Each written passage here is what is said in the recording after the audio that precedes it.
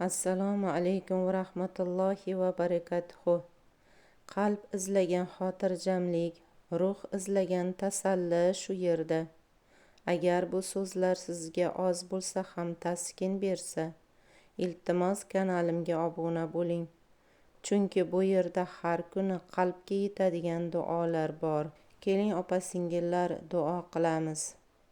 Uyg'otgan har bir kuningga Allohim senga ko'pdan ko'p behisob hamdlar va shukrlar bo'lsin. Alloh taolo bizlarga eng ulug' ne'mat Qur'oni kalomni ato etdi. U qalblarga nur, hayotga ma'no, yo'llarimizga hidoyatdir. Keling shu ulug' kalomga yaqin bo'lishni, uni nafaqat o'qishni, balki his qilishni, anglashni va unga amal qilishni Allohdan so'rab duo qilaylik. Allohim, sening kaloming Qur'oni Karimni qalblarimizga yaqin qilgin. Uni o'qishni bizlarga shirin, yod olishni oson qilgin. Allohim, tillarimizni kalomingga moyil et. O'qiyotgan paytimizda shoshilmasdan, tartil bilan, xotirjam va huzur ila o'qishni nasib et. Allohim, har bir oyatingni ma'nosini anglashni, uning hikmatini va uning mohiyatini qalblarimizga joylashni bizlarga nasib ato etgin. Faqat til bilan emas, qalb bilan o'quvchi bandalaringdan qilgin. Ey Robbim, Qur'oningni bizlar uchun dalda, g'amda taskin, qorong'uda nur qilgin.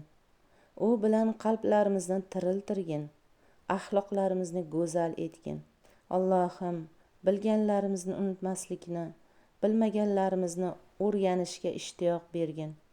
Qur'onni hayotimizga yo'lboshchi qilgin. Amal qilishni bizlarga oson etgin.